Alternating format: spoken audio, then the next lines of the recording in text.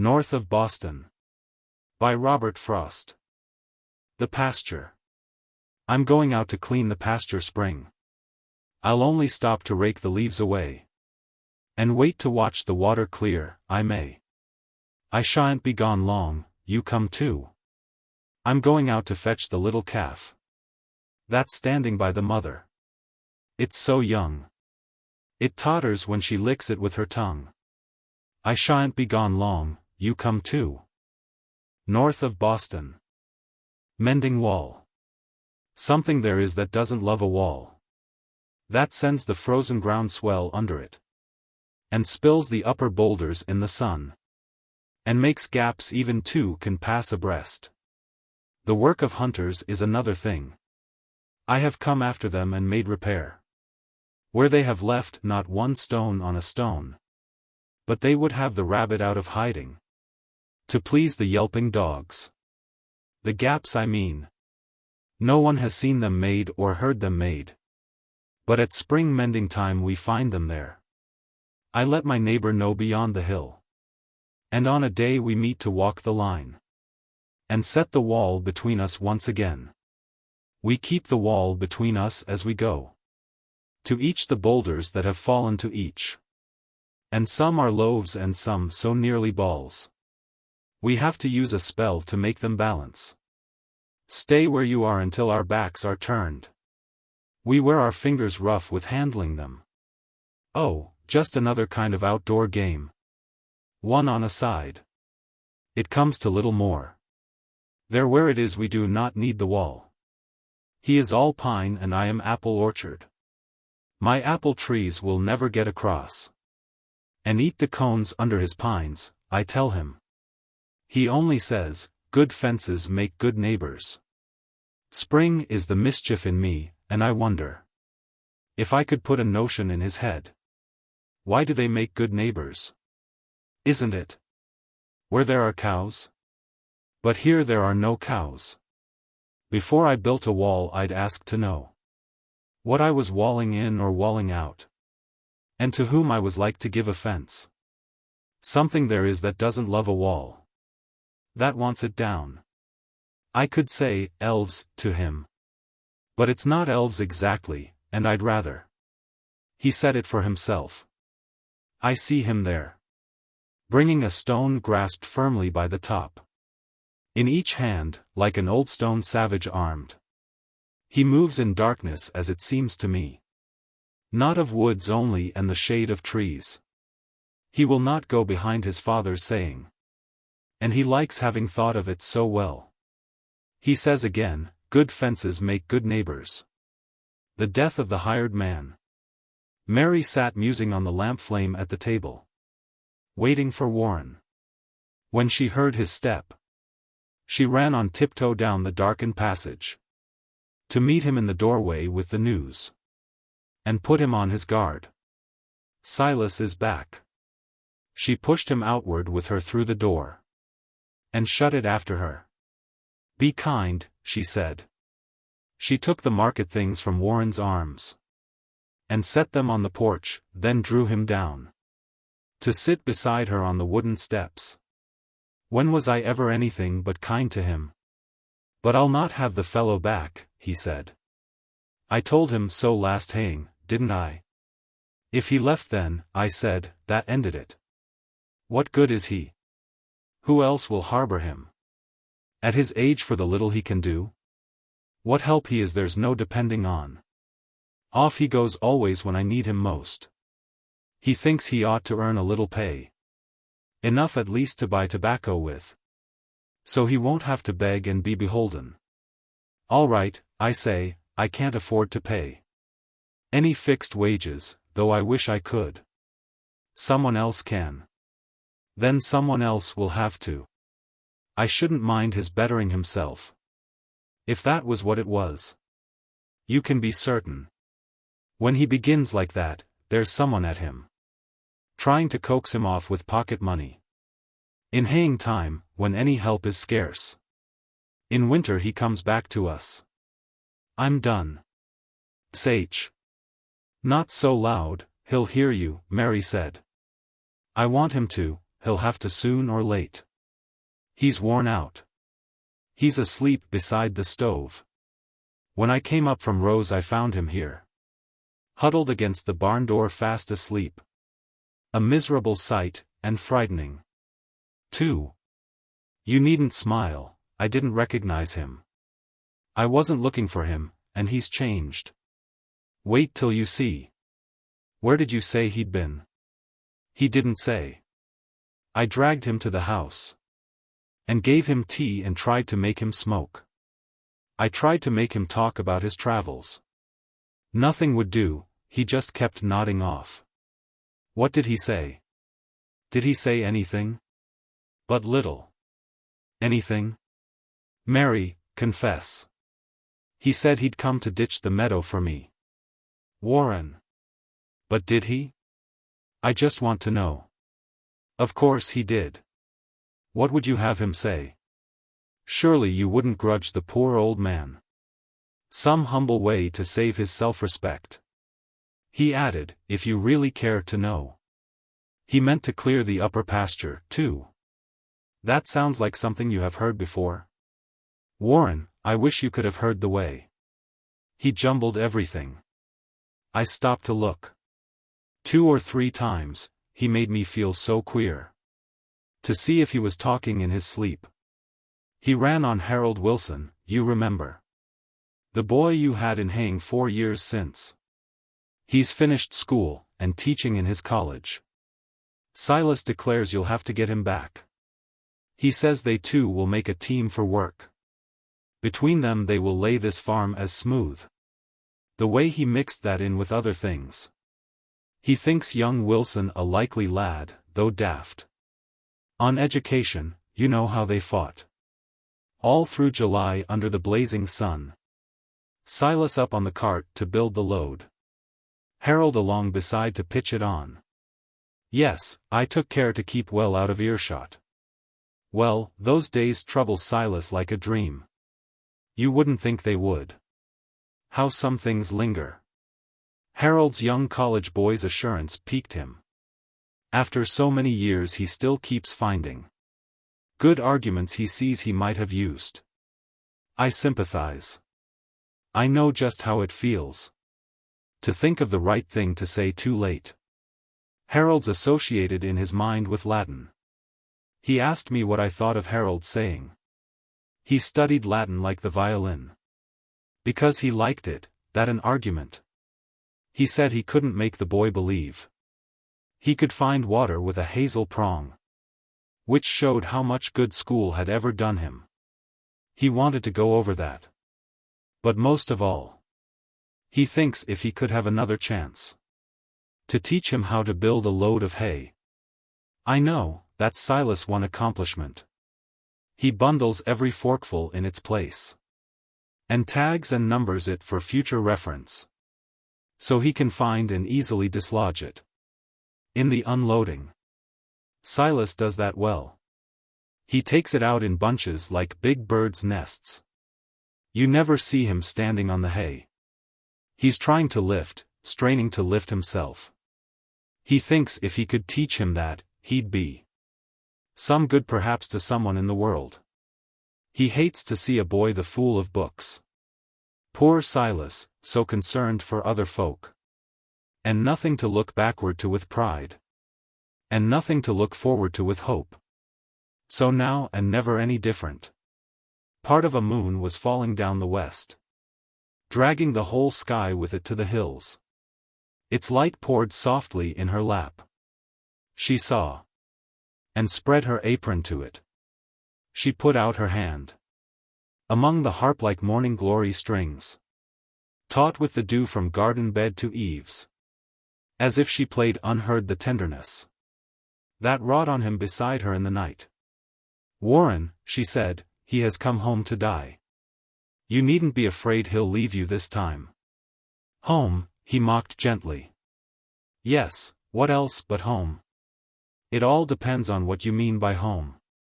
Of course he's nothing to us, any more than was the hound that came a stranger to us. Out of the woods, worn out upon the trail. Home is the place where, when you have to go there, They have to take you in. I should have called it something you somehow haven't to deserve.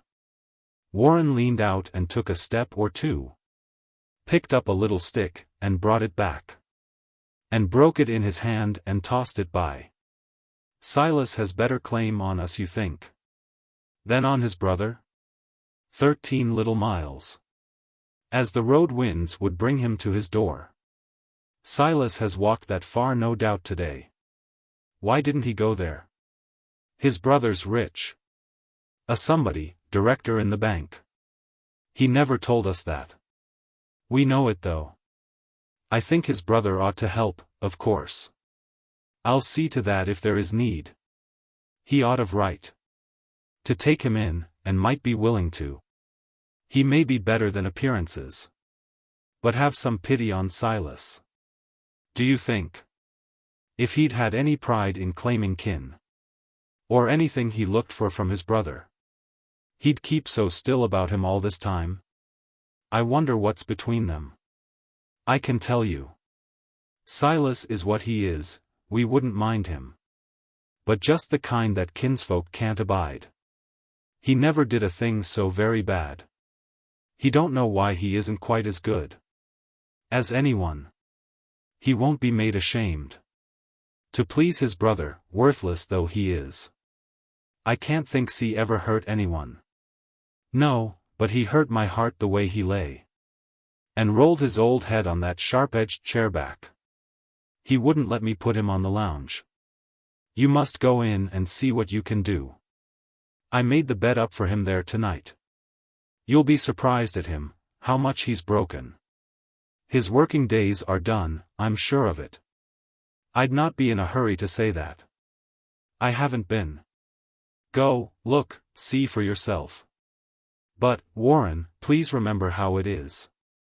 He's come to help you ditch the meadow. He has a plan. You mustn't laugh at him. He may not speak of it, and then he may. I'll sit and see if that small sailing cloud will hit or miss the moon. It hit the moon. Then there were 3 there, making a dim row. The moon, the little silver cloud, and she. Warren returned, too soon, it seemed to her. Slipped to her side, caught up her hand and waited. Warren, she questioned. Dead, was all he answered. The mountain. The mountain held the town as in a shadow. I saw so much before I slept there once. I noticed that I missed stars in the west, where its black body cut into the sky. Near me it seemed, I felt it like a wall, behind which I was sheltered from a wind. And yet between the town and it I found, when I walked forth at dawn to see new things, were fields, a river, and beyond, more fields. The river at the time was fallen away, and made a widespread brawl on cobblestones. But the signs showed what it had done in spring. Good grassland gullied out, and in the grass, ridges of sand, and driftwood stripped of bark. I crossed the river and swung round the mountain. And there I met a man who moved so slow, with white-faced oxen in a heavy cart. It seemed no hand to stop him altogether. What town is this? I asked. This? Lunenburg. Then I was wrong, the town of my sojourn. Beyond the bridge, was not that of the mountain, but only felt at night its shadowy presence. Where is your village? Very far from here. There is no village, only scattered farms. We were but 60 voters last election. We can't in nature grow to many more. That thing takes all the room. He moved his goad. The mountain stood there to be pointed at. Pasture ran up the side a little way. And then there was a wall of trees with trunks. After that only tops of trees, and cliffs, imperfectly concealed among the leaves. A dry ravine emerged from under boughs into the pasture. That looks like a path. Is that the way to reach the top from here? Not for this morning, but some other time. I must be getting back to breakfast now. I don't advise your trying from this side. There is no proper path, but those that have been up, I understand, have climbed from lads. That's 5 miles back. You can't mistake the place. They logged it there last winter some way up. I'd take you, but I'm bound the other way. You've never climbed it? I've been on the sides. Deer hunting and trout fishing. There's a brook that starts up on it somewhere, I've heard say. Right on the top, tip-top, a curious thing. But what would interest you about the brook? It's always cold in summer, warm in winter. One of the great sights going is to see it steam in winter like an ox's breath, until the bushes all along its banks are inch-deep with the frosty spines and bristles. You know the kind.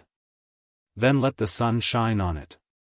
There ought to be a view around the world from such a mountain, if it isn't wooded clear to the top. I saw through leafy screens great granite terraces in sun and shadow, shelves one could rest a knee on getting up, with depths behind him sheer 100 feet. Or turn and sit on and look out and down, with little ferns in crevices at his elbow. As to that I can't say. But there's the spring. Right on the summit, almost like a fountain. That ought to be worth seeing. If it's there. You never saw it? I guess there's no doubt about its being there. I never saw it. It may not be right on the very top. It wouldn't have to be a long way down to have some head of water from above. And a good distance down might not be noticed by anyone who'd come a long way up. One time I asked a fellow climbing it to look and tell me later how it was. What did he say? He said there was a lake somewhere in Ireland on a mountain top. But a lake's different. What about the spring? He never got up high enough to see. That's why I don't advise your trying this side. He tried this side. I've always meant to go and look myself, but you know how it is. It doesn't seem so much to climb a mountain. You've worked around the foot of all your life. What would I do? Go in my overalls with a big stick, the same as when the cows haven't come down to the bars at milking time? Or with a shotgun for a stray black bear? T'wouldn't seem real to climb for climbing it. I shouldn't climb it if I didn't want to. Not for the sake of climbing. What's its name? We call it Whore. I don't know if that's right. Can one walk around it? Would it be too far? You can drive round and keep in Lunenburg. But it's as much as ever you can do. The boundary lines keep in so close to it. Whore is the township, and the township's Whore. And a few houses sprinkled round the foot, like boulders broken off the upper cliff, rolled out a little farther than the rest. Warm in December, cold in June, you say? I don't suppose the water's changed at all. You and I know enough to know it's warm compared with cold, and cold compared with warm. But all the fun's in how you say a thing. You've lived here all your life? Ever since Whore was no bigger than a, what, I did not hear. He drew the oxen toward him with light touches of his slim goad on nose and offside flank, gave them their marching orders and was moving. 100 collars. Lancaster bore him, such a little town. Such a great man. It doesn't see him often. Of late years, though he keeps the old homestead. And sends the children down there with their mother. To run wild in the summer, a little wild. Sometimes he joins them for a day or two. And sees old friends he somehow can't get near. They meet him in the general store at night. Preoccupied with formidable mail. Rifling a printed letter as he talks. They seem afraid. He wouldn't have it so. Though a great scholar, he's a Democrat. If not at heart, at least on principle. Lately when coming up to Lancaster, His train being late, he missed another train. And had 4 hours to wait at Woodsville Junction. After 11 o'clock at night. Too tired to think of sitting such an ordeal out. He turned to the hotel to find a bed. No room, the night clerk said. Unless. Woodsville's a place of shrieks and wandering lamps. And cars that shook and rattle, and one hotel. You say, unless. Unless you wouldn't mind sharing a room with someone else. Who is it? A man. So I should hope. What kind of man? I know him, he's all right. A man's a man. Separate beds, of course, you understand. The night clerk blinked his eyes and dared him on. Who's that man sleeping in the office chair? Has he had the refusal of my chance?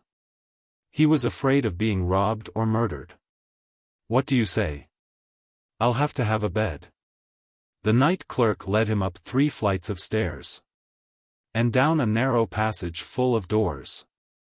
At the last one of which he knocked and entered. Leif, here's a fellow wants to share your room. Show him this way. I'm not afraid of him. I'm not so drunk I can't take care of myself. The night clerk clapped a bedstead on the foot. This will be yours. Good night, he said, and went. Leif was the name, I think? Yes, Lafayette. You got it the first time. And yours? Magoon. Dr. Magoon. A doctor? Well, a teacher. Professor, square the circle till you're tired? Hold on, there's something I don't think of now. That I had on my mind to ask the first man that knew anything I happened in with. I'll ask you later, don't let me forget it. The doctor looked at Leif and looked away.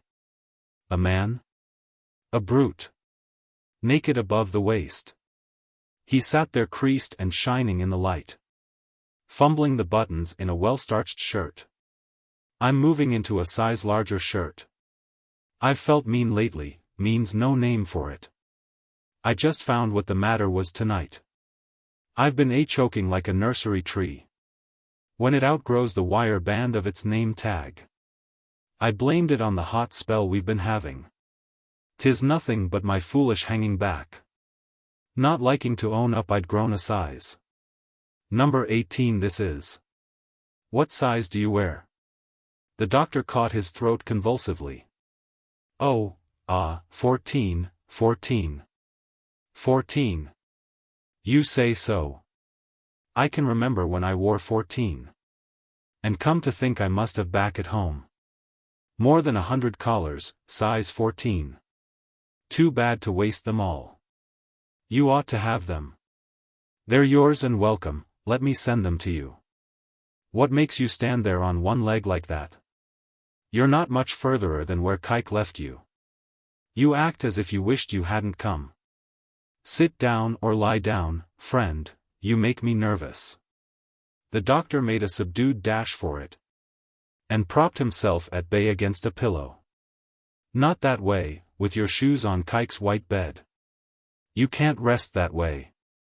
Let me pull your shoes off. Don't touch me, please, I say, don't touch me, please. I'll not be put to bed by you, my man. Just as you say. Have it your own way then. My man, is it? You talk like a professor. Speaking of who's afraid of who, however. I'm thinking I have more to lose than you. If anything should happen to be wrong. Who wants to cut your number 14 throat? Let's have a showdown as an evidence. Of good faith. There is $90. Come, if you're not afraid. I'm not afraid. There's 5, that's all I carry. I can search you. Where are you moving over to? Stay still. You'd better tuck your money under you. And sleep on it the way I always do. When I'm with people I don't trust at night. Will you believe me if I put it there? Right on the counterpane, that I do trust you? You'd say so, Mr. Man, I'm a collector. My 90 isn't mine, you won't think that. I pick it up $1 at a time. All round the country for the weekly news. Published in Bow. You know the weekly news? Known it since I was young. Then you know me. Now we are getting on together, talking. I'm sort of something for it at the front. My business is to find what people want. They pay for it, and so they ought to have it. Fairbanks, he says to me, he's editor. Feel out the public sentiment, he says. A good deal comes on me when all is said. The only trouble is we disagree. In politics, I'm Vermont Democrat. You know what that is, sort of double-dyed. The news has always been Republican. Fairbanks, he says to me, help us this year. Meaning by us their ticket. No, I says. I can't and won't. You've been in long enough. It's time you turned around and boosted us. You'll have to pay me more than 10 a week. If I'm expected to elect Bill Taft. I doubt if I could do it anyway. You seem to shape the paper's policy. You see I'm in with everybody, know them all. I almost know their farms as well as they do. You drive around? It must be pleasant work. It's business, but I can't say it's not fun. What I like best's the lay of different farms. Coming out on them from a stretch of woods. Or over a hill or round a sudden corner. I like to find folks getting out in spring. Raking the dooryard, working near the house. Later they get out further in the fields. Everything's shut sometimes except the barn. The family's all away in some back meadow.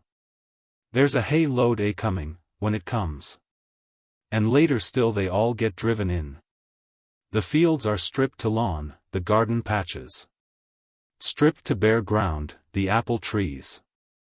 To whips and poles. There's nobody about.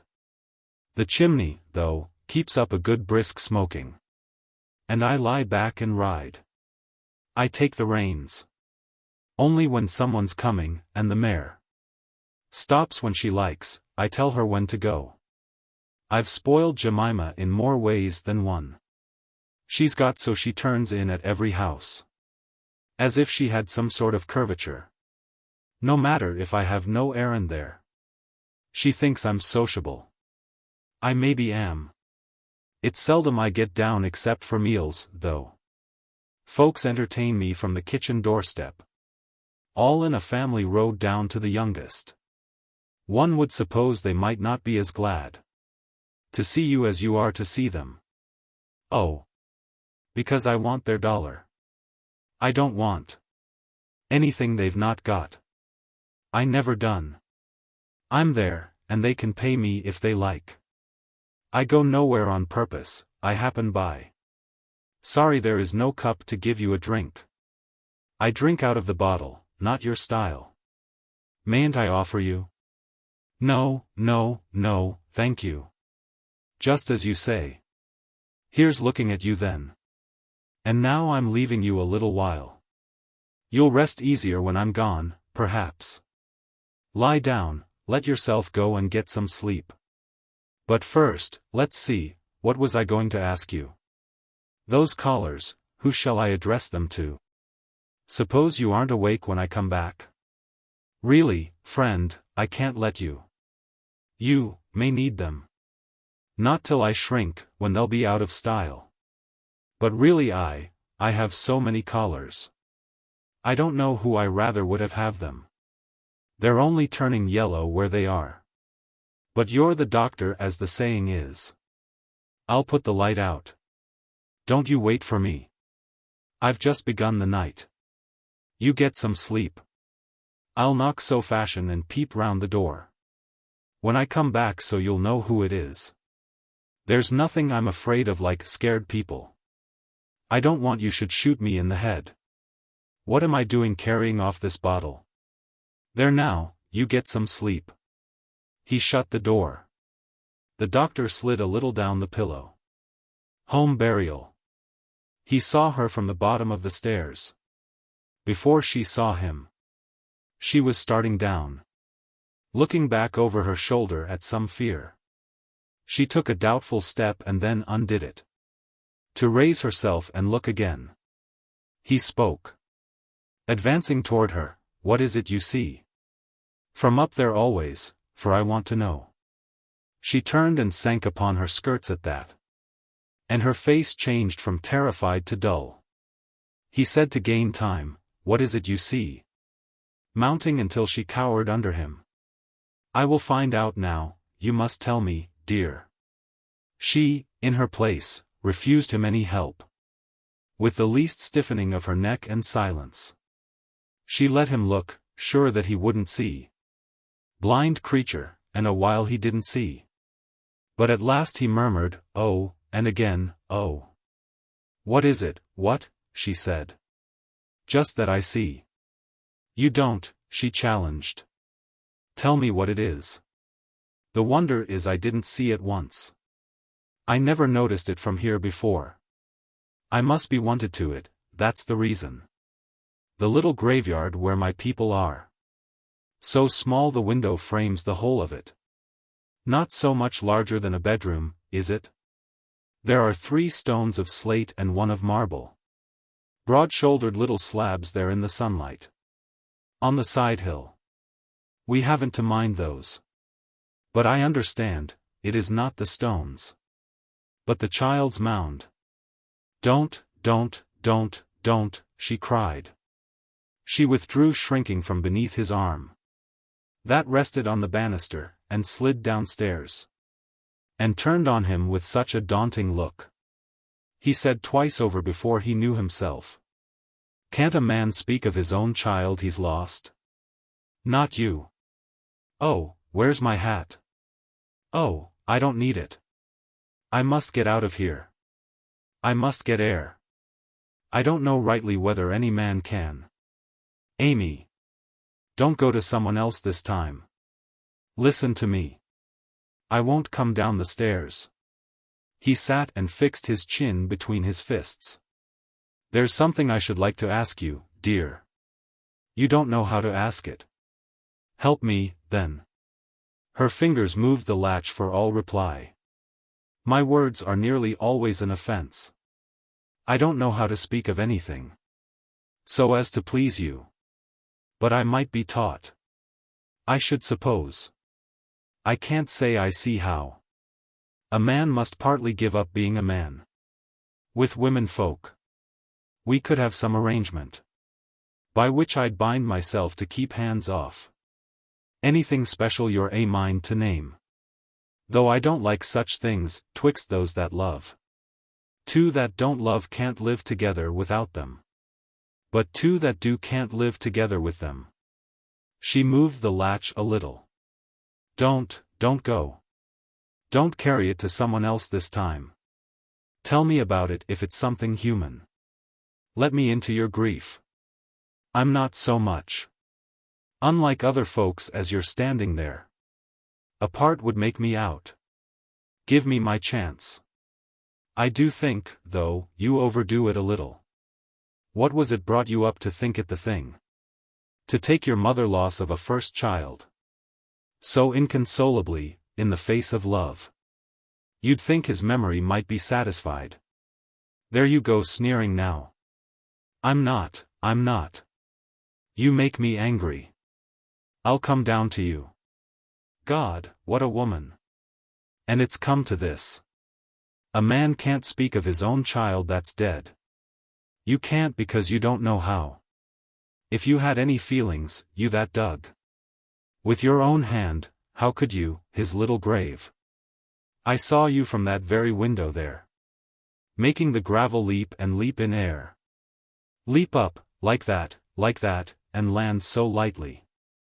And roll back down the mound beside the hole. I thought, who is that man? I didn't know you. And I crept down the stairs and up the stairs. To look again, and still your spade kept lifting. Then you came in. I heard your rumbling voice. Out in the kitchen, and I don't know why. But I went near to see with my own eyes. You could sit there with the stains on your shoes. Of the fresh earth from your own baby's grave. And talk about your everyday concerns. You had stood the spade up against the wall. Outside there in the entry, for I saw it. I shall laugh the worst laugh I ever laughed. I'm cursed. God, if I don't believe I'm cursed. I can repeat the very words you were saying. 3 foggy mornings and 1 rainy day will rot the best birch fence a man can build. Think of it, talk like that at such a time. What had how long it takes a birch to rot? To do with what was in the darkened parlor. You couldn't care. The nearest friends can go. With anyone to death, come so far short. They might as well not try to go at all. No, from the time when one is sick to death. One is alone, and he dies more alone. Friends make pretense of following to the grave. But before one is in it, their minds are turned. And making the best of their way back to life. And living people. And things they understand. But the world's evil. I won't have grief so. If I can change it. Oh, I won't, I won't. There, you have said it all and you feel better. You won't go now. You're crying. Close the door. The heart's gone out of it, why keep it up? Amy. There's someone coming down the road. You think the talk is all. I must go. Somewhere out of this house. How can I make you? If you do. She was opening the door wider. Where do you mean to go? First tell me that. I'll follow and bring you back by force. I will. The Black Cottage. We chanced in passing by that afternoon. To catch it in a sort of special picture. Among tar-banded ancient cherry trees. Set well back from the road in rank lodged grass. The little cottage we were speaking of. A front with just a door between 2 windows. Fresh painted by the shower of velvet black. We paused, the minister and I, to look. He made as if to hold it at arm's length. Or put the leaves aside that framed it in. Pretty, he said. Come in. No one will care. The path was a vague parting in the grass. That led us to a weathered windowsill. We pressed our faces to the pane. You see, he said. Everything's as she left it when she died. Her sons won't sell the house or the things in it. They say they mean to come and summer here. Where they were boys. They haven't come this year. They live so far away, one is out west. It will be hard for them to keep their word. Anyway, they won't have the place disturbed. A buttoned haircloth lounge spread scrolling arms. Under a crayon portrait on the wall. Done sadly from an old daguerreotype. That was the father as he went to war. She always, when she talked about war. Sooner or later came and leaned, half knelt. Against the lounge beside it. Though I doubt. If such unlifelike lines kept power to stir. Anything in her after all the years. He fell at Gettysburg or Fredericksburg. I ought to know, it makes a difference which. Fredericksburg wasn't Gettysburg, of course. But what I'm getting to is how forsaken. A little cottage this has always seemed. Since she went more than ever, but before. I don't mean altogether by the lives. That had gone out of it, the father first. Then the 2 sons, till she was left alone. Nothing could draw her after those 2 sons. She valued the considerate neglect. She had at some cost taught them after years. I mean by the world's having passed it by. As we almost got by this afternoon. It always seems to me a sort of mark. To measure how far 50 years have brought us. Why not sit down if you are in no haste? These doorsteps seldom have a visitor. The warping boards pull out their own old nails. With none to tread and put them in their place. She had her own idea of things, the old lady. And she liked talk. She had seen Garrison. And Whittier, and had her story of them. One wasn't long in learning that she thought. whatever else the Civil War was for. It wasn't just to keep the states together. Nor just to free the slaves, though it did both. She wouldn't have believed those ends enough to have given outright for them all she gave. Her giving somehow touched the principle that all men are created free and equal. And to hear her quaint phrases, so removed from the world's view today of all those things. That's a hard mystery of Jefferson's. What did he mean? Of course, the easy way is to decide it simply isn't true. It may not be. I heard a fellow say so. But never mind, the Welshman got it planted where it will trouble us 1,000 years. Each age will have to reconsider it. You couldn't tell her what the West was saying, and what the South to her serene belief. She had some art of hearing and yet not hearing the latter wisdom of the world. White was the only race she ever knew. Black she had scarcely seen, and yellow never. But how could they be made so very unlike? By the same hand working in the same stuff? She had supposed the war decided that. What are you going to do with such a person? Strange how such innocence gets its own way. I shouldn't be surprised if in this world it were the force that would at last prevail. Do you know, but for her there was a time when, to please younger members of the church, or rather say non-members in the church, whom we all have to think of nowadays, I would have changed the creed a very little. Not that she ever had to ask me not to. It never got so far as that, but the bare thought of her old tremulous bonnet in the pew, and of her half asleep, was too much for me. Why, I might wake her up and startle her. It was the words, descended into Hades. That seemed too pagan to our liberal youth. You know, they suffered from a general onslaught. And well, if they weren't true, why keep right on saying them like the heathen? We could drop them. Only, there was the bonnet in the pew. Such a phrase couldn't have meant much to her. But suppose she had missed it from the creed, as a child misses the unsaid good night, and falls asleep with heartache, how should I feel? I'm just as glad she made me keep hands off. For, dear me, why abandon a belief merely because it ceases to be true? Cling to it long enough, and not a doubt it will turn true again, for so it goes. Most of the change we think we see in life is due to truths being in and out of favor.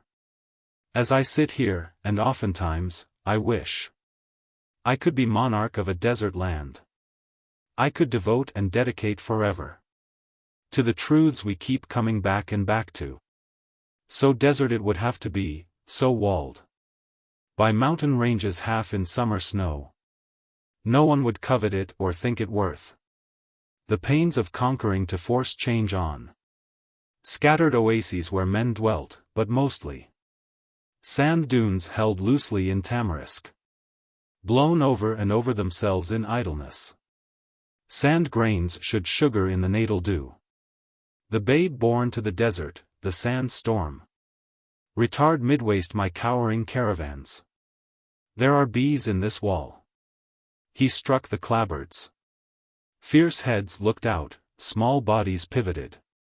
We rose to go. Sunset blazed on the windows. Blueberries. You ought to have seen what I saw on my way to the village, through Mortenson's pasture today. Blueberries as big as the end of your thumb. Real sky blue. And heavy, and ready to drum in the cavernous pail of the first one to come. And all ripe together, not some of them green, and some of them ripe. You ought to have seen. I don't know what part of the pasture you mean. You know where they cut off the woods, let me see. It was 2 years ago, or no, can it be? No longer than that? And the following fall. The fire ran and burned it all up but the wall. Why, there hasn't been time for the bushes to grow. That's always the way with the blueberries, though. There may not have been the ghost of a sign. Of them anywhere under the shade of the pine. But get the pine out of the way.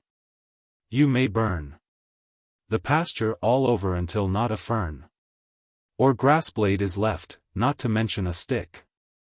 And presto! They're up all around you as thick and hard to explain as a conjurer's trick. It must be on charcoal they fatten their fruit.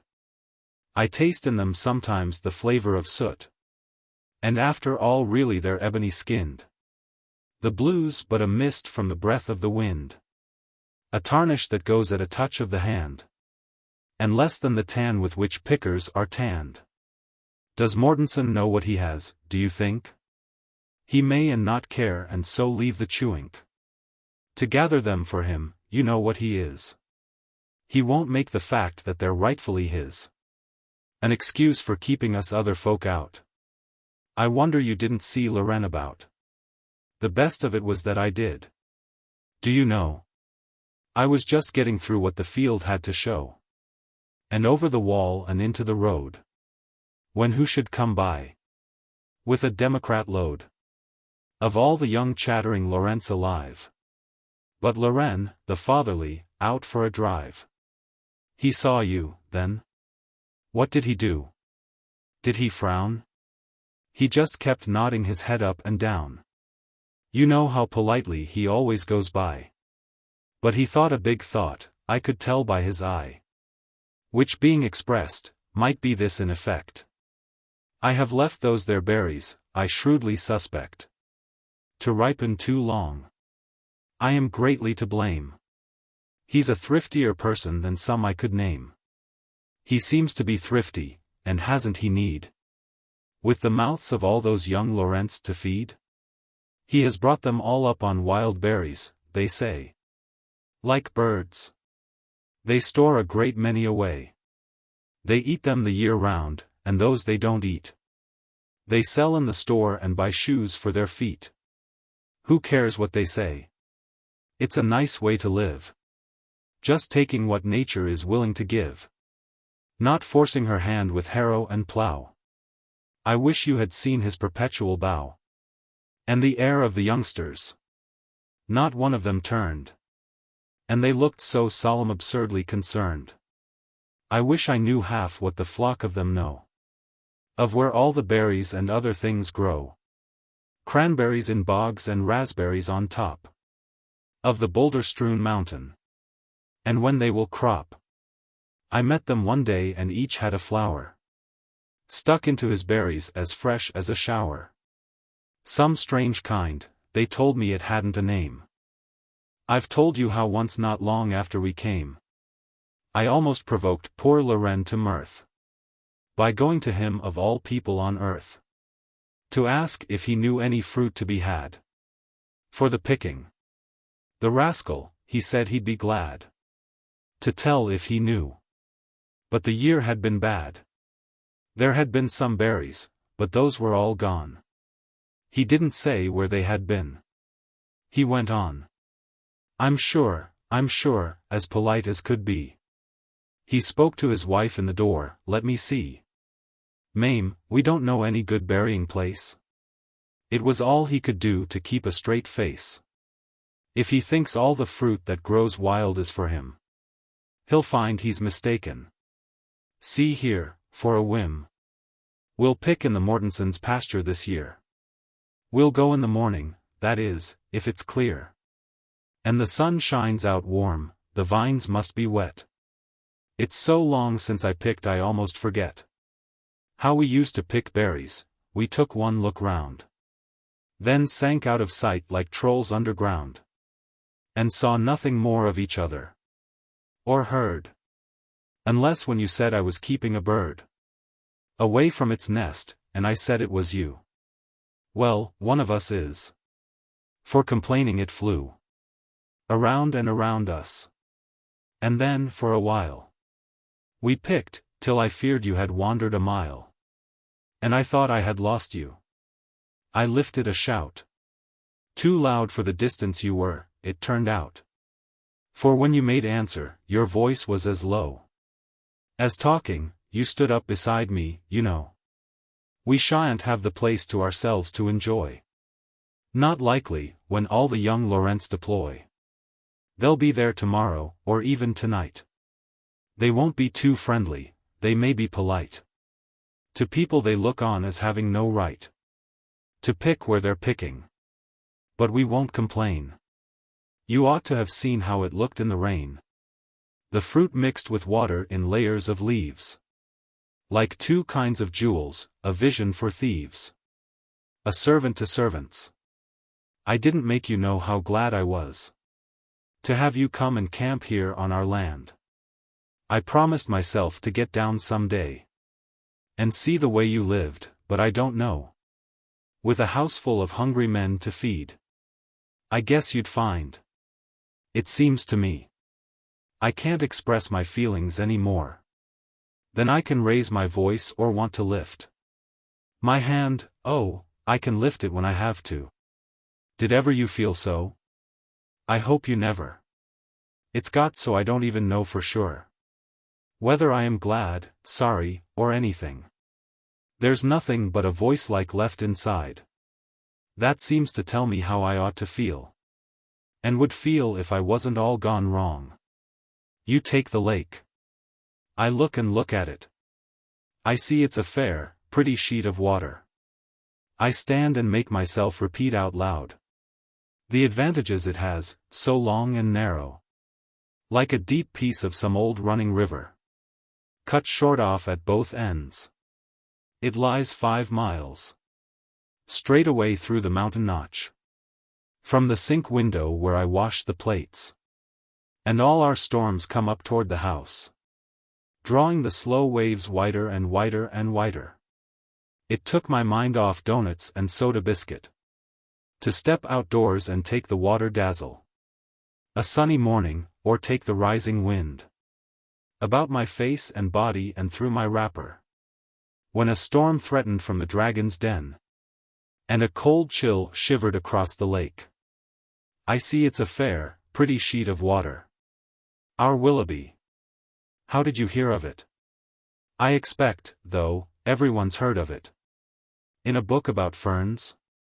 Listen to that. You let things more like feathers regulate. You're going and coming. And you like it here? I can see how you might. But I don't know. It would be different if more people came. For then there would be business. As it is, the cottages Len built, sometimes we rent them. Sometimes we don't. We've a good piece of shore that ought to be worth something, and may yet. But I don't count on it as much as Len. He looks on the bright side of everything, including me. He thinks I'll be all right with doctoring. But it's not medicine. Low is the only doctors dared to say so. It's rest I want, there. I have said it out. From cooking meals for hungry hired men, and washing dishes after them, from doing things over and over that just won't stay done. By good rights I ought not to have so much put on me, but there seems no other way. Len says one steady pull more ought to do it. He says the best way out is always through. And I agree to that, or in so far as that I can see no way out but through. Leastways for me, and then they'll be convinced. It's not that Len don't want the best for me. It was his plan our moving over in beside the lake from where that day I showed you we used to live, 10 miles from anywhere. We didn't change without some sacrifice. But Len went at it to make up the loss. His work's a man's, of course, from sun to sun. But he works when he works as hard as I do. Though there's small profit in comparisons. Women and men will make them all the same. But work ain't all. Len undertakes too much. He's into everything in town this year. It's highways, and he's got too many men around him to look after that make waste. They take advantage of him shamefully. And proud, too, of themselves for doing so. We have 4 here to board, great good-for-nothings. sprawling about the kitchen with their talk, while I fry their bacon. Much they care. No more put out in what they do or say than if I wasn't in the room at all. Coming and going all the time, they are.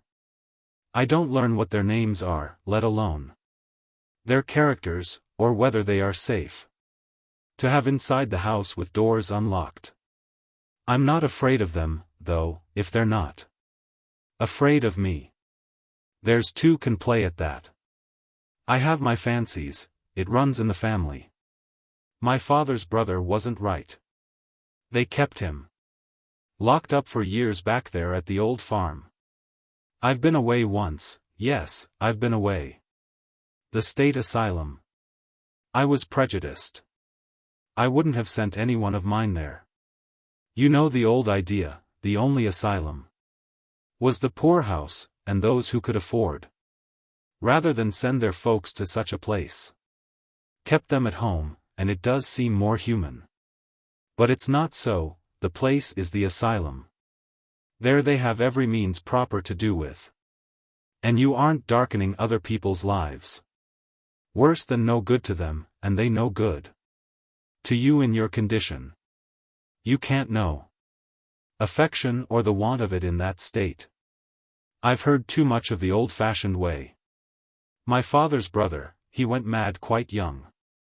Some thought he had been bitten by a dog, because his violence took on the form of carrying his pillow in his teeth. But it's more likely he was crossed in love. Or so the story goes. It was some girl. Anyway, all he talked about was love.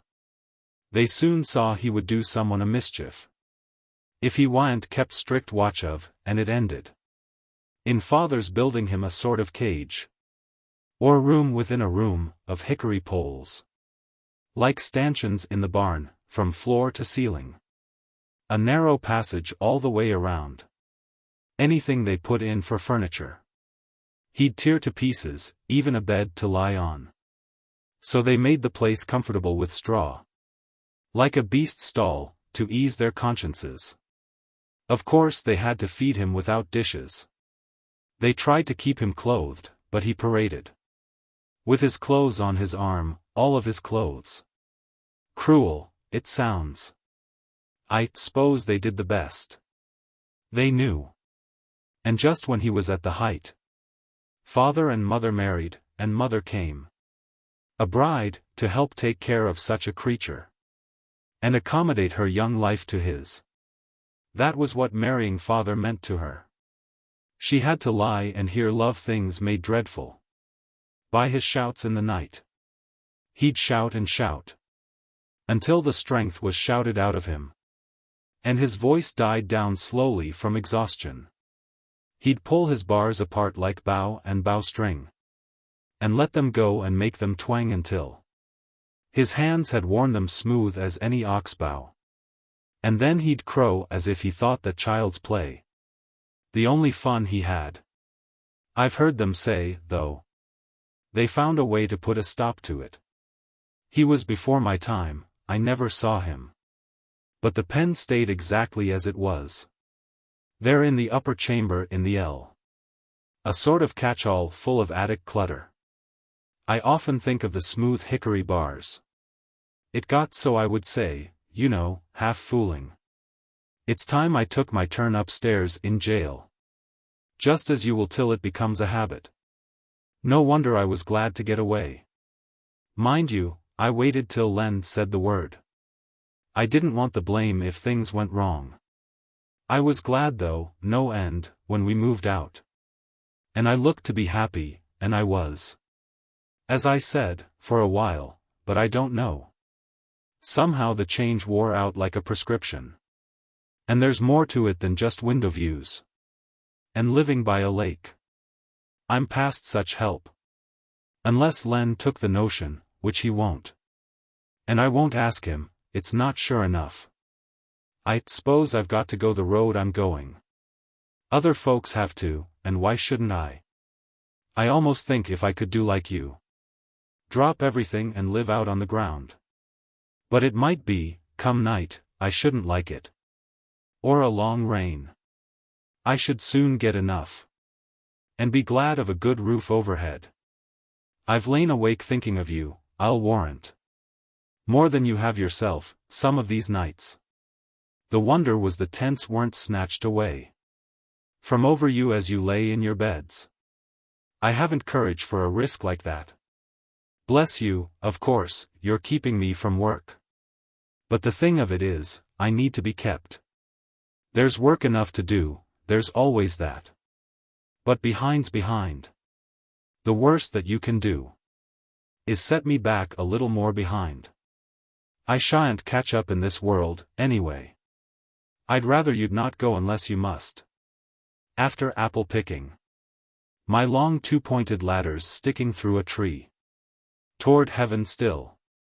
And there's a barrel that I didn't fill. Beside it. And there may be 2 or 3 apples I didn't pick upon some bough. But I am done with apple picking now. Essence of winter sleep is on the night. The scent of apples, I am drowsing off. I cannot rub the strangeness from my sight. I got from looking through a pane of glass. I skimmed this morning from the drinking trough. And held against the world of hoary grass. It melted, and I let it fall and break. But I was well. Upon my way to sleep before it fell. And I could tell what form my dreaming was about to take. Magnified apples appear and disappear. Stem end and blossom end. And every fleck of russet showing clear. My instep arch not only keeps the ache. It keeps the pressure of a ladder round. I feel the ladder sway as the boughs bend. And I keep hearing from the cellar bin the rumbling sound of load on load of apples coming in.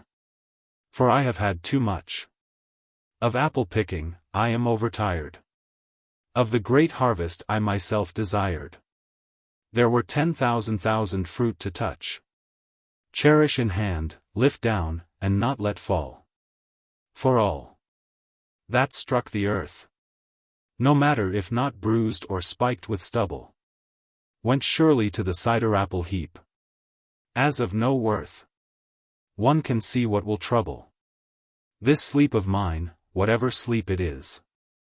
Were he not gone, the woodchuck could say whether it's like his long sleep, as I describe its coming on, or just some human sleep. The code. There were 3 in the meadow by the brook, gathering up windrows, piling cocks of hay, with an eye always lifted toward the west, where an irregular sun-bordered cloud darkly advanced with a perpetual dagger flickering across its bosom. Suddenly, one helper, thrusting pitchfork in the ground, marched himself off the field and home. One stayed. The town-bred farmer failed to understand. What is there wrong? Something you just now said. What did I say? About our taking pains to cock the hay, because it's going to shower? I said that more than half an hour ago. I said it to myself as much as you. You didn't know. But James is one big fool. He thought you meant to find fault with his work. That's what the average farmer would have meant.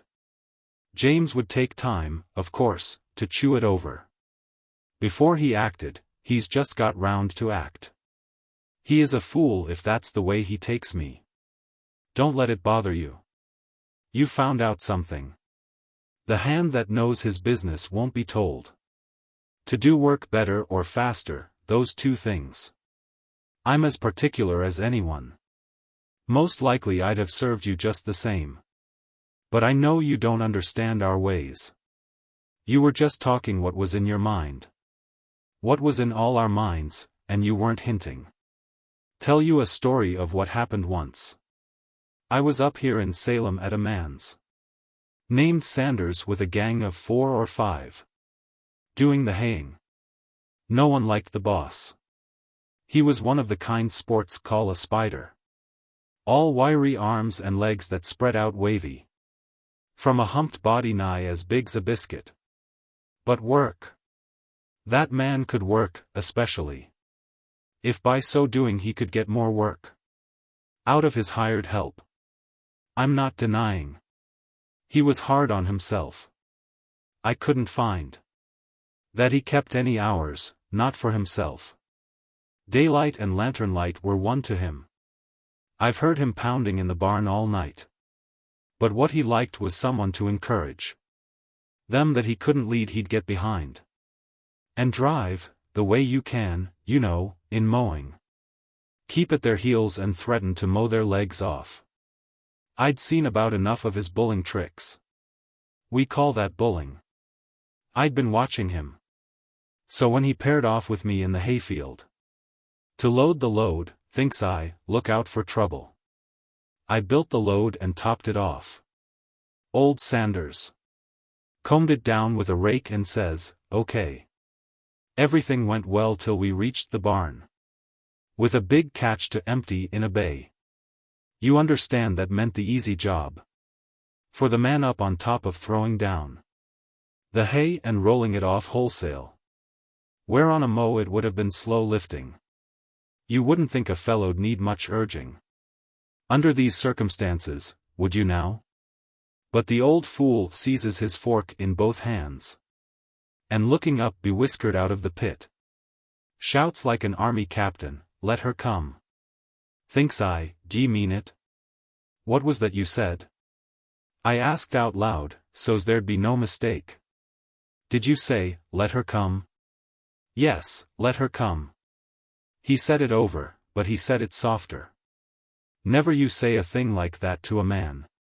Not if he values what he is. God, I'd as soon murdered him as left out his middle name. I'd built the load and knew right where to find it. 2 or 3 forkfuls I picked lightly round 4. Like meditating, and then I just dug in and dumped the rackful on him in 10 lots. I looked over the side once in the dust and caught sight of him treading water like keeping his head above. "Damn ye," I says. "That gets ye." He squeaked like a squeezed rat. That was the last I saw or heard of him. I cleaned the rack and drove out to cool off. As I sat mopping hayseed from my neck and sort of waiting to be asked about it, one of the boys sings out, "Where's the old man?" I left him in the barn under the hay. If ye want him, ye can go and dig him out. They realized from the way I swabbed my neck more than was needed, something must be up. They headed for the barn. I stayed where I was. They told me afterward. First they forked hay, a lot of it, out into the barn floor. Nothing. They listened for him. Not a rustle. I guess they thought I'd spiked him in the temple before I buried him, or I couldn't have managed. They excavated more. Go keep his wife out of the barn. Someone looked in a window and curse me if he wasn't in the kitchen, slumped way down in a chair, with both his feet stuck in the oven, the hottest day that summer. He looked so clean disgusted from behind. There was no one that dared to stir him up or let him know that he was being looked at. Apparently I hadn't buried him. I may have knocked him down, but my just trying to bury him had hurt his dignity. He had gone to the house so's not to meet me. He kept away from us all afternoon. We tended to his hay. We saw him out after a while picking peas in his garden. He couldn't keep away from doing something. Weren't you relieved to find he wasn't dead? No. And yet I don't know, it's hard to say. I went about to kill him fair enough. You took an awkward way. Did he discharge you? Discharge me? No. He knew I did just right. The generations of men. A governor it was proclaimed this time, when all who would come seeking in New Hampshire ancestral memories might come together, and those of the name Stark gathered in Bow, a rock-strewn town where farming has fallen off, and sprout lands flourish where the axe has gone. Someone had literally run to earth. In an old cellar hole in a by-road. The origin of all the family there. Thence they were sprung, so numerous a tribe, that now not all the houses left in town made shift to shelter them without the help of here and there a tent in grove and orchard. They were at bow, but that was not enough. Nothing would do but they must fix a day to stand together on the crater's verge. That turned them on the world. And try to fathom the past and get some strangeness out of it. But rain spoiled all. The day began uncertain, with clouds low trailing and moments of rain that misted. The young folk held some hope out to each other, till well toward noon when the storm settled down, with a swish in the grass. What if the others are there, they said. It isn't going to rain.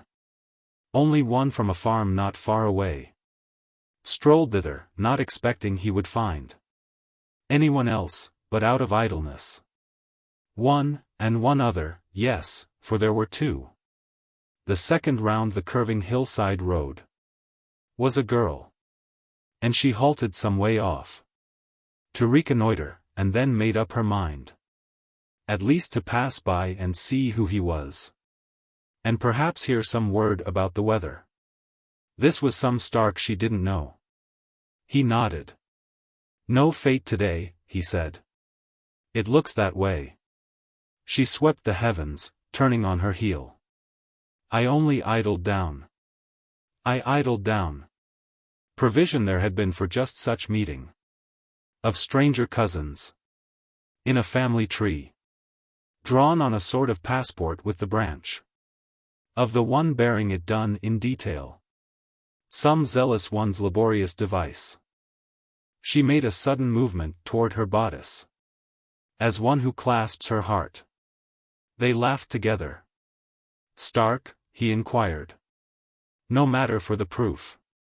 Yes, Stark. And you? I'm Stark. He drew his passport. You know we might not be and still be cousins. The town is full of chases, lows, and bailies. All claiming some priority in Starkness. My mother was a Lane, yet might have married anyone upon earth and still her children would have been Starks, and doubtless here today. You riddle with your genealogy. Like a viola. I don't follow you. I only mean my mother was a Stark. Several times over, and by marrying father. No more than brought us back into the name.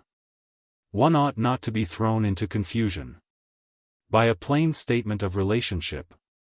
But I own what you say makes my head spin. You take my card, you seem so good at such things. And see if you can reckon our cousinship.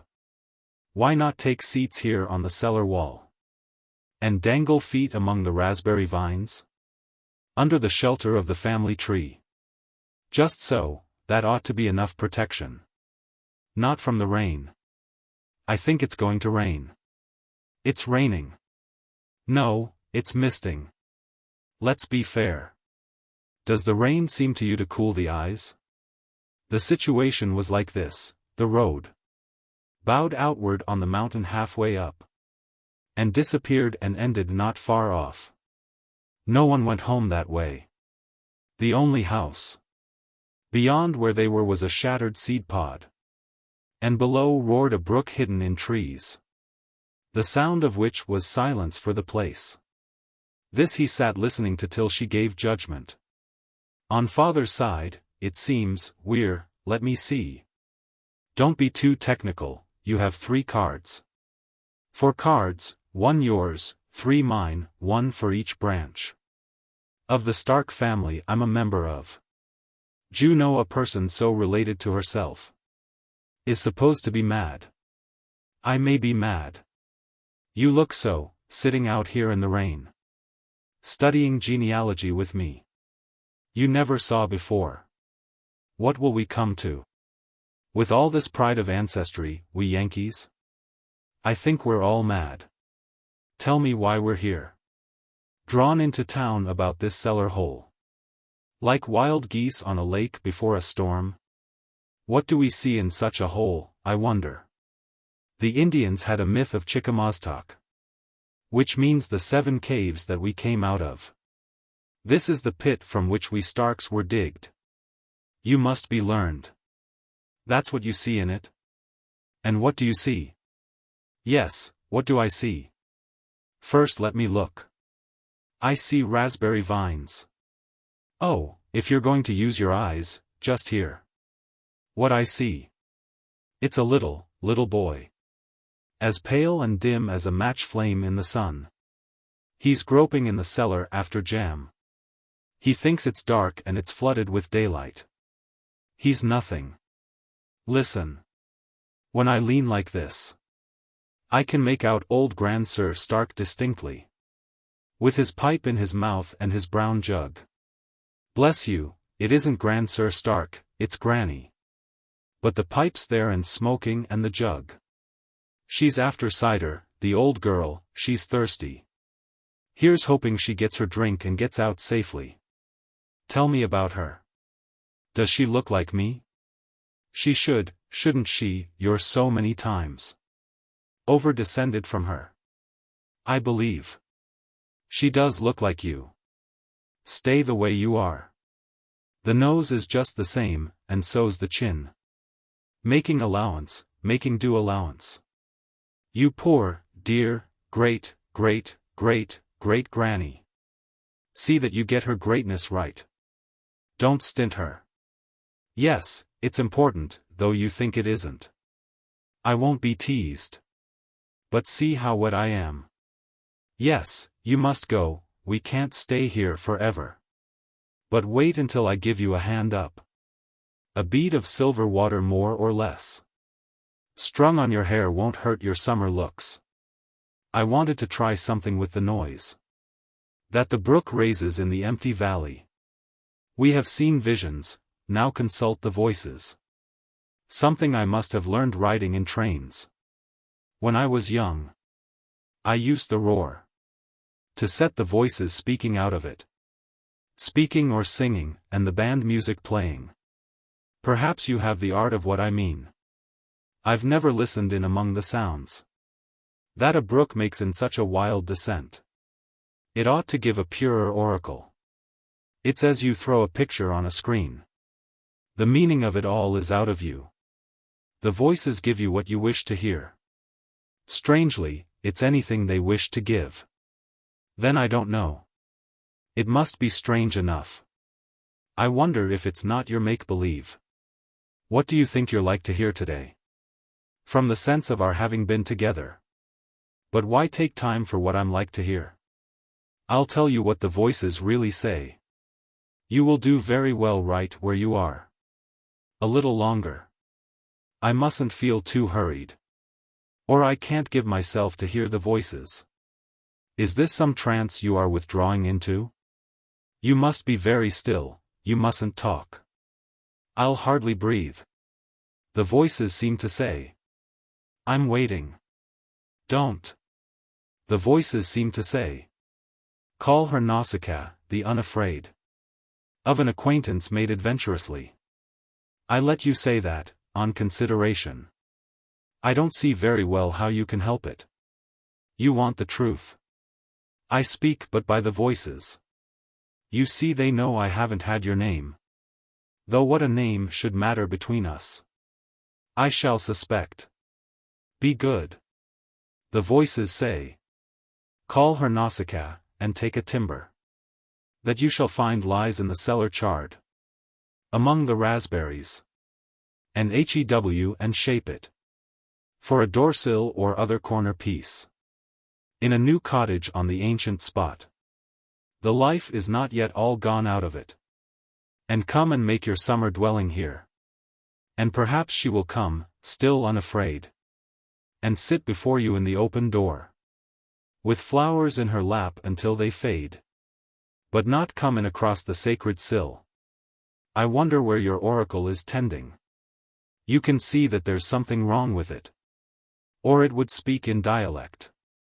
Whose voice? Does it purport to speak in? Not old Grandsir's.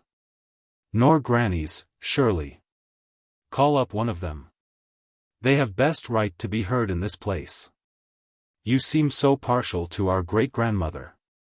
9 times removed. Correct me if I err. You will be likely to regard as sacred anything she may say. But let me warn you. Folks in her day were given to plain speaking. You think you'd best tempt her at such a time? It rests with us always to cut her off. Well then, it's Granny speaking, I done now. Meb, I'm wrong to take it as I do. There ain't no names quite like the old ones though. Nor never will be to my way of thinking.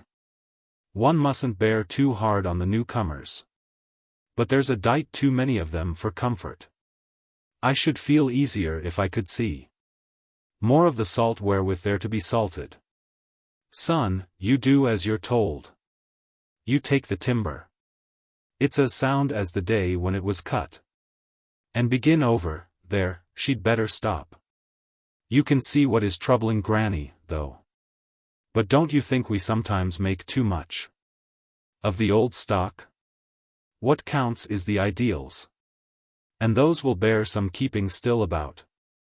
I can see we are going to be good friends. I like your going to be. You said just now. It's going to rain. I know, and it was raining. I let you say all that. But I must go now. You let me say it? On consideration? How shall we say goodbye in such a case? How shall we? Will you leave the way to me? No, I don't trust your eyes. You've said enough. Now give me your hand up, pick me that flower. Where shall we meet again? Nowhere but here. Once more before we meet elsewhere. In rain? It ought to be in rain. Sometime in rain. In rain tomorrow, shall we, if it rains? But if we must, in sunshine. So she went. The housekeeper. I let myself in at the kitchen door. It's you, she said. I can't get up. Forgive me. Not answering your knock. I can no more. Let people in than I can keep them out. I'm getting too old for my size, I tell them. My fingers are about all I've the use of. So's to take any comfort. I can sew. I help out with this beadwork what I can. That's a smart pair of pumps you're beating there. Who are they for? You mean, oh, for some miss. I can't keep track of other people's daughters. Lord, if I were to dream of everyone whose shoes I primp to dance in. And where's John? Haven't you seen him? Strange what set you off to come to his house when he's gone to yours. You can't have passed each other. I know what. He must have changed his mind and gone to Garland's. He won't be long in that case. You can wait. Though what good you can be, or anyone. It's gone so far. You've heard? Estelle's run off. Yes, what's it all about? When did she go? 2 weeks since. She's in earnest, it appears. I'm sure she won't come back. She's hiding somewhere. I don't know where myself. John thinks I do. He thinks I only have to say the word. And she'll come back. But, bless you, I'm her mother. I can't talk to her, and, Lord, if I could. It will go hard with John. What will he do? He can't find anyone to take her place. Oh, if you ask me that, what will he do? He gets some sort of bakeshop meals together. With me to sit and tell him everything. What's wanted and how much and where it is. But when I'm gone, of course I can't stay here. Estelle's to take me when she's settled down. He and I only hinder one another. I tell them they can't get me through the door, though. I've been built in here like a big church organ. We've been here 15 years. That's a long time. To live together and then pull apart. How do you see him living when you're gone? 2 of you out will leave an empty house. I don't just see him living many years. Left here with nothing but the furniture. I hate to think of the old place when we're gone. With the brook going by below the yard. And no one here but hens blowing about. If he could sell the place, but then, he can't. No one will ever live on it again. It's too run down. This is the last of it. What I think he will do, is let things smash. He'll sort of swear the time away. He's awful. I never saw a man let family troubles make so much difference in his man's affairs. He's just dropped everything. He's like a child. I blame his being brought up by his mother. He's got hay down that's been rained on 3 times. He hoed a little yesterday for me. I thought the growing things would do him good. Something went wrong. I saw him throw the hoe sky high with both hands. I can see it now. Come here, I'll show you, in that apple tree. That's no way for a man to do at his age. He's 55, you know, if he's a day. Aren't you afraid of him? What's that gun for? Oh, that's been there for hawks since chicken time. John Hall touch me. Not if he knows his friends. I'll say that for him, John's no threatener. Like some men folk. No one's afraid of him. All is, he's made up his mind not to stand. What he has got to stand. Where is Estelle? Couldn't one talk to her? What does she say? You say you don't know where she is. Nor want to. She thinks if it was bad to live with him, it must be right to leave him. Which is wrong. Yes, but he should have married her. I know. The strain's been too much for her all these years. I can't explain it any other way. It's different with a man, at least with John. He knows he's kinder than the run of men. Better than married ought to be as good as married, that's what he has always said. I know the way he's felt, but all the same. I wonder why he doesn't marry her. And end it. Too late now, she wouldn't have him. He's given her time to think of something else. That's his mistake. The dear knows my interest has been to keep the thing from breaking up. This is a good home, I don't ask for better. But when I've said, why shouldn't they be married? He'd say, why should they, no more words than that. And after all, why should they? John's been fair. I take it. What was his was always hers. There was no quarrel about property. Reason enough, there was no property. A friend or two as good as own the farm. Such as it is. It isn't worth the mortgage. I mean, Estelle has always held the purse. The rights of that are harder to get at. I guess Estelle and I have filled the purse. 'Tis we let him have money, not he us. John's a bad farmer. I'm not blaming him. Take it year in, year out, he doesn't make much. We came here for a home for me, you know. Estelle to do the housework for the board. Of both of us. But look how it turns out. She seems to have the housework, and besides, half of the outdoor work, though as for that, he'd say she does it more because she likes it. You see, our pretty things are all outdoors. Our hens and cows and pigs are always better than folks like us have any business with. Farmers around twice as well off as we haven't as good. They don't go with the farm. One thing you can't help liking about John. He's fond of nice things, too fond, some would say. But Estelle don't complain, she's like him there. She wants our hens to be the best there are. You never saw this room before a show. Full of lank, shivery, half-drowned birds. In separate coops, having their plumage done. The smell of the wet feathers in the heat. You spoke of John's not being safe to stay with. You don't know what a gentle lot we are. We wouldn't hurt a hen.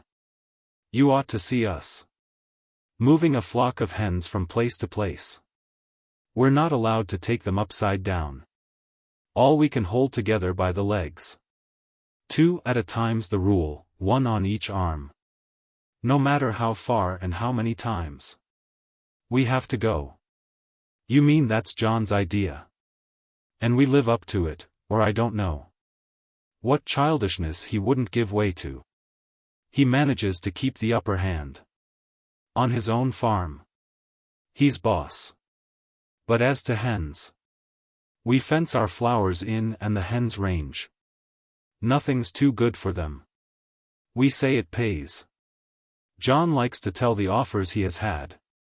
20 for this cock, 25 for that. He never takes the money. If they're worth that much to sell, they're worth as much to keep. Bless you, it's all expense, though. Reach me down. The little tin box on the cupboard shelf. The upper shelf, the tin box. That's the one. I'll show you. Here you are. What's this? A bill. For $50 for one Langshan cock. Receipted. And the cock is in the yard. Not in a glass case, then. He'd need a tall one. He can eat off a barrel from the ground. He's been in a glass case, as you may say. The Crystal Palace, London. He's imported. John bought him, and we paid the bill with beads. Wampum, I call it. Mind, we don't complain. But you see, don't you, we take care of him. And like it, too. It makes it all the worse. It seems as if. And that's not all, he's helpless. In ways that I can hardly tell you of. Sometimes he gets possessed to keep accounts.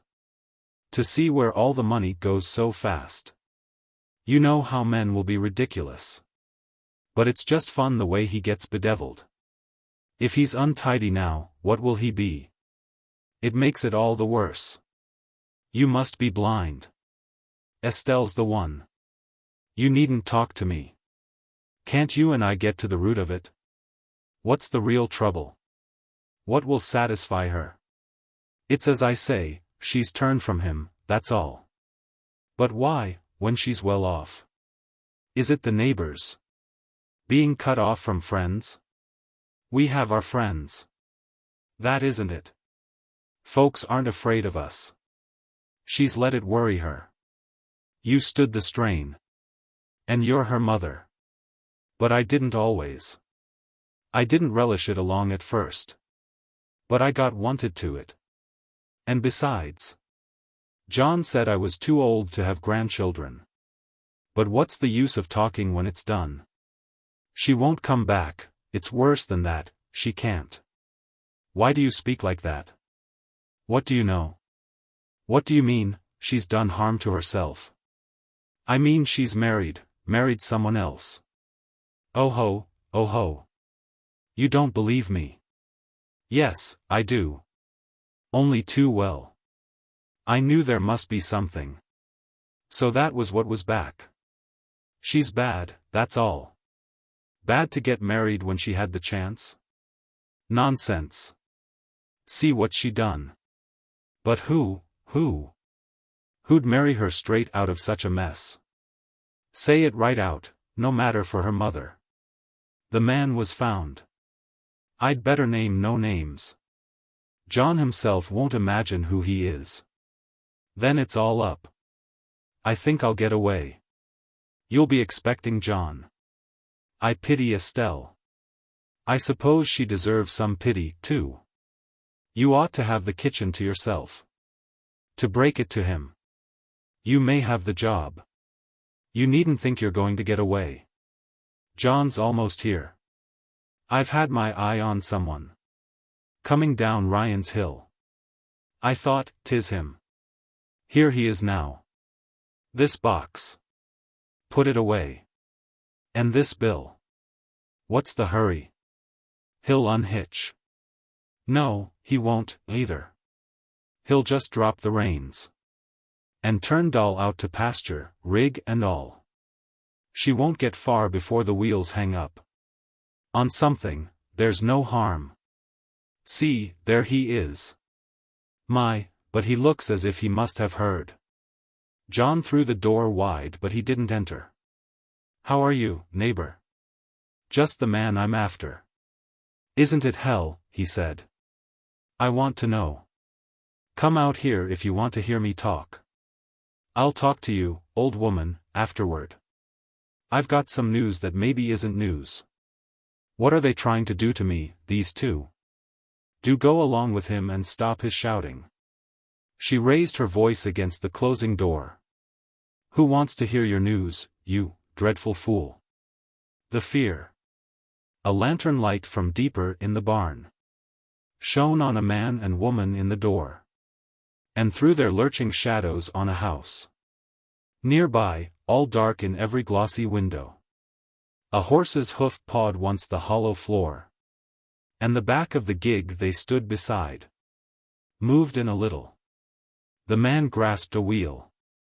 The woman spoke out sharply, "Whoa, stand still.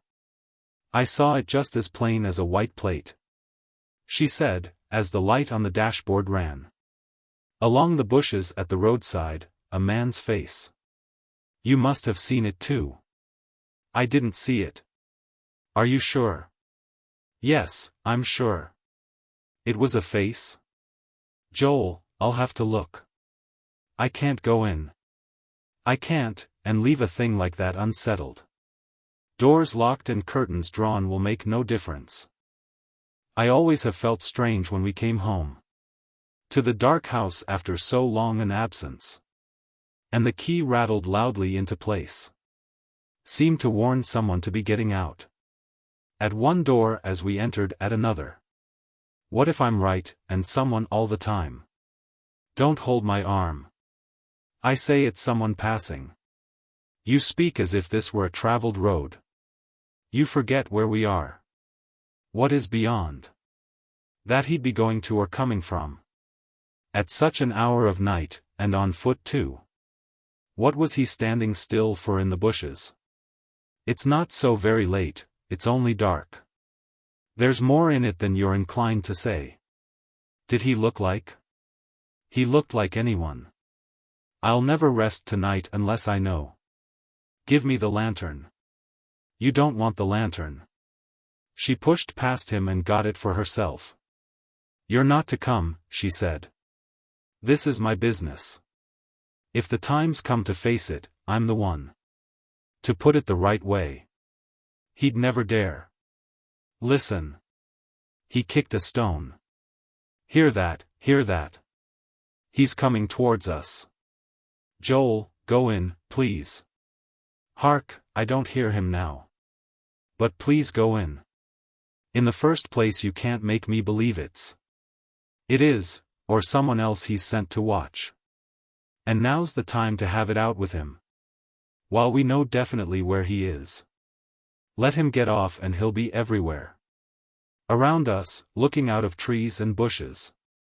Till I shan't dare to set a foot outdoors. And I can't stand it. Joel, let me go. But it's nonsense to think he'd care enough. You mean you couldn't understand his caring? Oh, but you see he hadn't had enough. Joel, I won't, I promise you. We mustn't say hard things. You mustn't either. I'll be the one, if anybody goes. But you give him the advantage with this light. What couldn't he do to us standing here? And if to see was what he wanted, why? He has seen all there was to see and gone. He appeared to forget to keep his hold. But advanced with her as she crossed the grass. What do you want? She cried to all the dark. She stretched up tall to overlook the light. That hung in both hands hot against her skirt. There's no one, so you're wrong, he said. There is. What do you want? She cried, and then herself was startled when an answer really came. Nothing. It came from well along the road. She reached a hand to Joel for support. The smell of scorching woolen made her faint. What are you doing round this house at night? Nothing. A pause, there seemed no more to say. And then the voice again, you seem afraid. I saw by the way you whipped up the horse. I'll just come forward in the lantern light. And let you see. Yes, do, Joel, go back. She stood her ground against the noisy steps. That came on, but her body rocked a little. You see, the voice said. Oh. She looked and looked. You don't see, I've a child here by the hand. What's a child doing at this time of night? Out walking. Every child should have the memory of at least one long after bedtime walk. What, son? Then I should think you'd try to find somewhere to walk. The highway as it happens. We're stopping for the fortnight down at Dean's.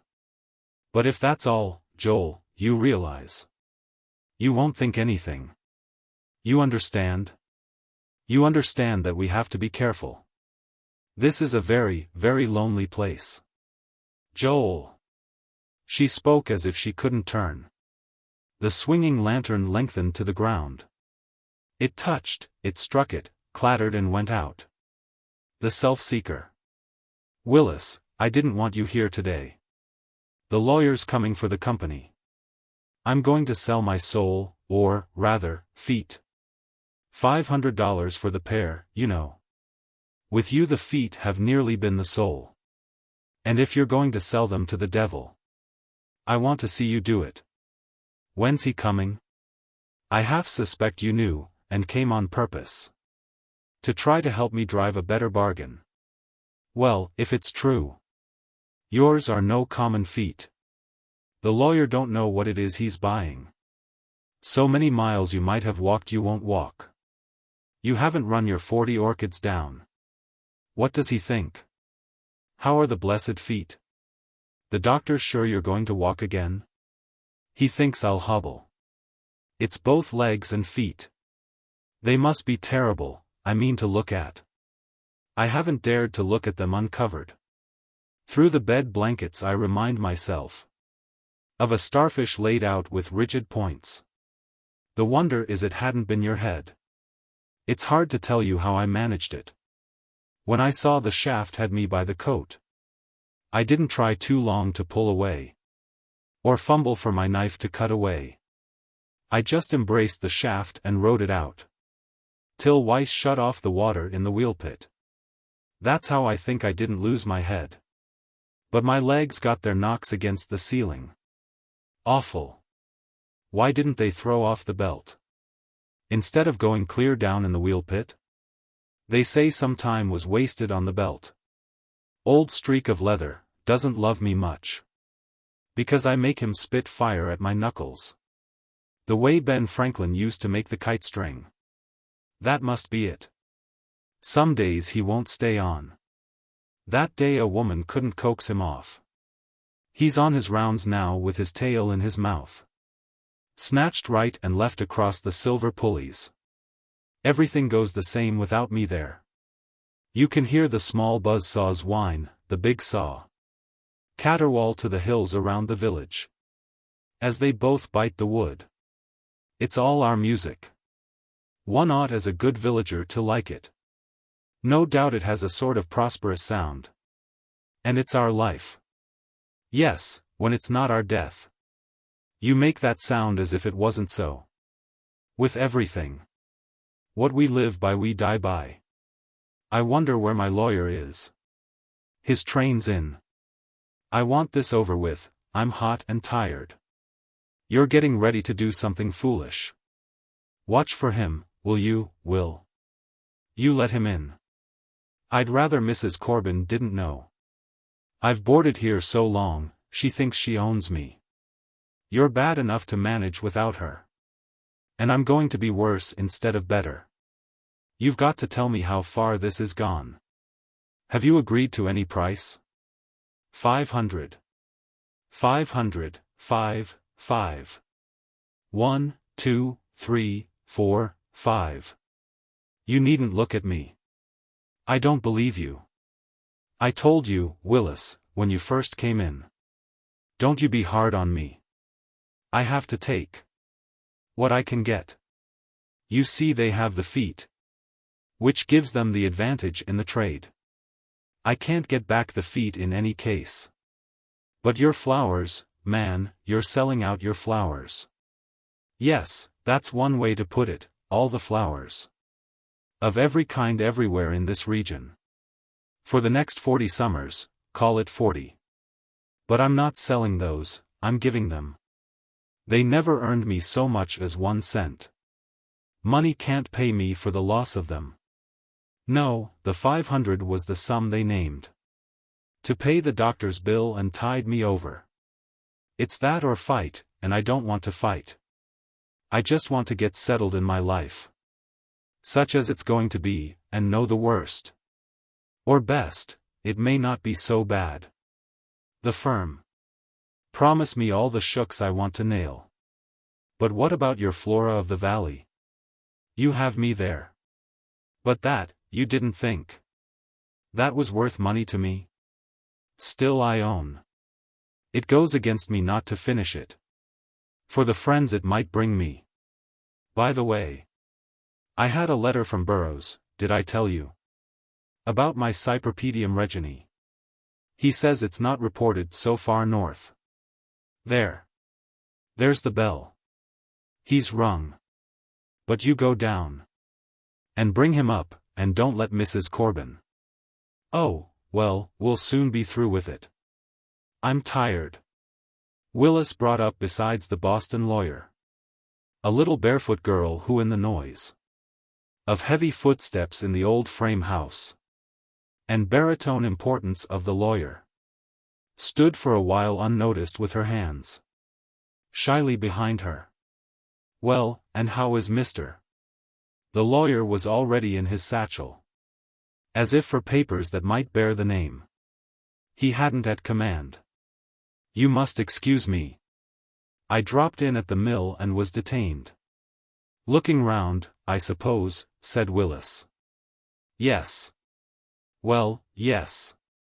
Hear anything that might prove useful? The broken one saw Anne. Why, here is Anne. What do you want, dear? Come, stand by the bed. Tell me what is it? And just wagged her dress. With both hands held behind her. Guess, she said. Oh, guess which hand? My. Once on a time. I knew a lovely way to tell for certain. By looking in the ears. But I forget it. Let me see. I think I'll take the right. That's sure to be right even if it's wrong. Come, hold it out. Don't change, a ram's horn orchid. A ram's horn. What would I have got, I wonder?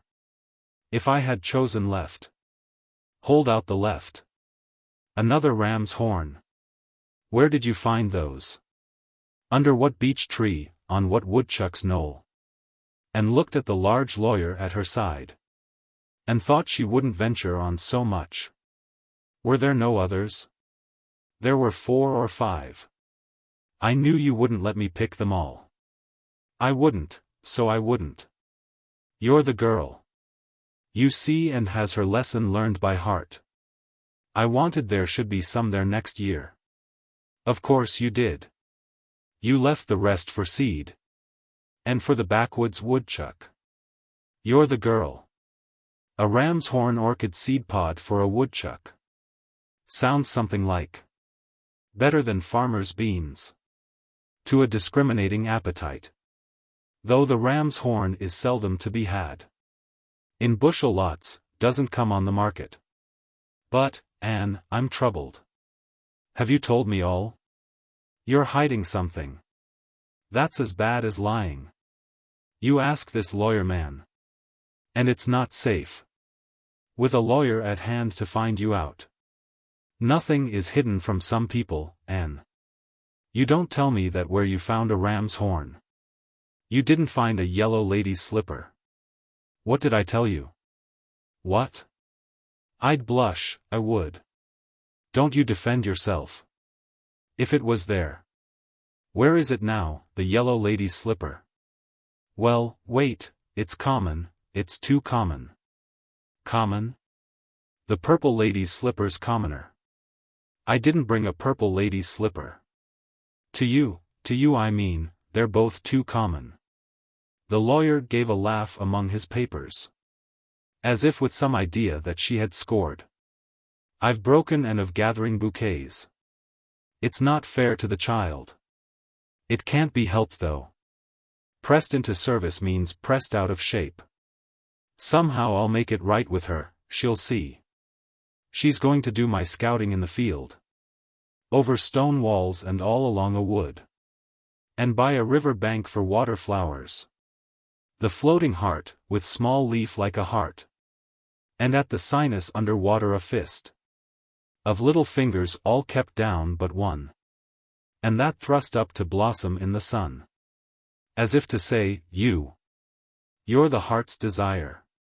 And has a way with flowers to take the place. Of that she's lost, she goes down on one knee. And lifts their faces by the chin to hers. And says their names.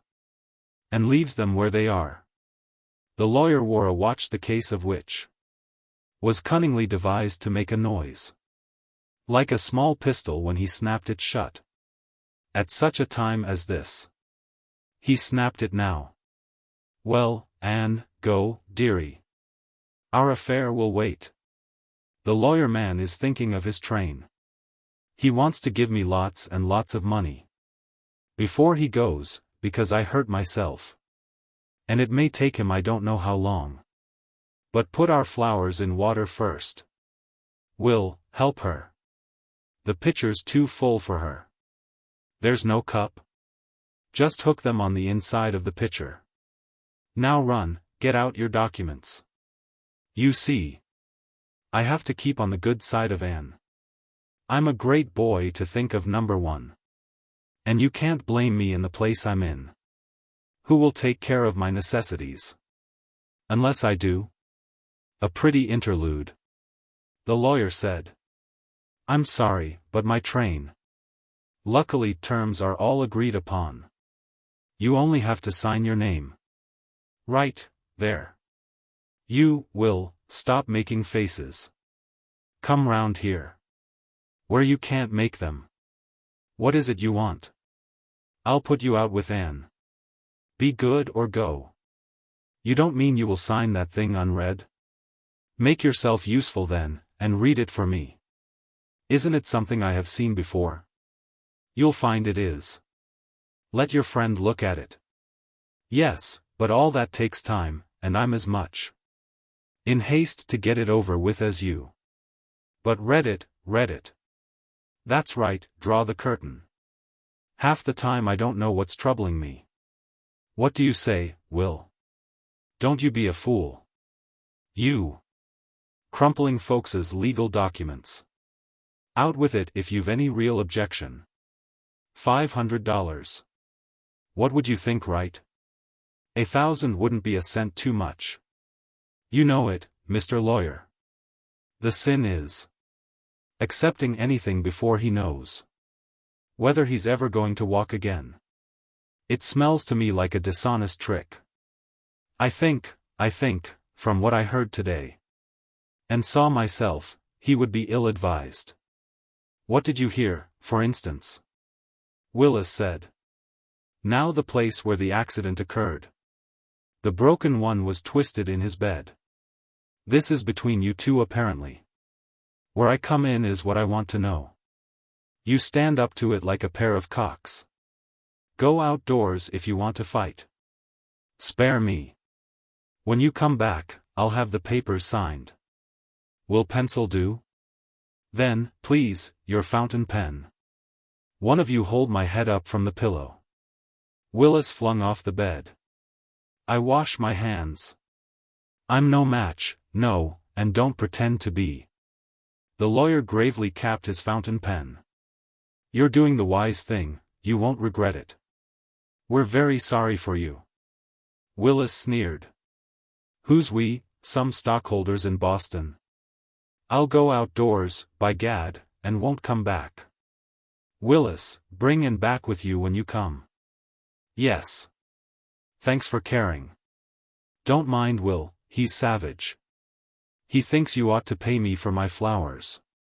You don't know what I mean about the flowers. Don't stop to try to now. You'll miss your train. Goodbye. He flung his arms around his face. The wood pile. Out walking in the frozen swamp one gray day. I paused and said, I will turn back from here. No, I will go on farther, and we shall see. The hard snow held me, save where now and then one foot went down. The view was all in lines. Straight up and down of tall slim trees. Too much alike to mark or name a place by. So as to say for certain I was here. Or somewhere else, I was just far from home. A small bird flew before me. He was careful to put a tree between us when he lighted, and say no word to tell me who he was. Who was so foolish as to think what he thought. He thought that I was after him for a feather. The white one in his tail, like one who takes everything said as personal to himself. One flight out sideways would have undeceived him. And then there was a pile of wood for which I forgot him and let his little fear carry him off the way I might have gone, without so much as wishing him good night. He went behind it to make his last stand. It was a cord of maple, cut and split, and piled, and measured, 4 by 4 by 8. And not another like it could I see. No runner tracks in this year's snow looped near it. And it was older sure than this year's cutting. Or even last year's or the years before. The wood was gray and the bark warping off it. And the pile somewhat sunken. Clematis had wound strings round and round it like a bundle. What held it though on one side was a tree, still growing, and on one a stake and prop, these latter about to fall. I thought that only someone who lived in turning to fresh tasks could so forget his handiwork on which he spent himself, the labor of his axe, and leave it there far from a useful fireplace, to warm the frozen swamp as best it could, with the slow smokeless burning of decay. Good hours I had for my winter evening walk. No one at all with whom to talk. But I had the cottages in a row, up to their shining eyes in snow. And I thought I had the folk within. I had the sound of a violin. I had a glimpse through curtain laces of youthful forms and youthful faces. I had such company outward bound. I went till there were no cottages found. I turned and repented, but coming back, I saw no window but that was black. Over the snow my creaking feet disturbed the slumbering village street, like profanation, by your leave, at 10 o'clock of a winter eve. How do you find this book? Any thoughts about the book or the author? Any suggestion for improvement? Please take a moment to share your thoughts in a comment. If you like it, share it with your friends who might enjoy it as well. Subscribe to keep in touch. Visit CompleteAudiobooks.com for more quality content.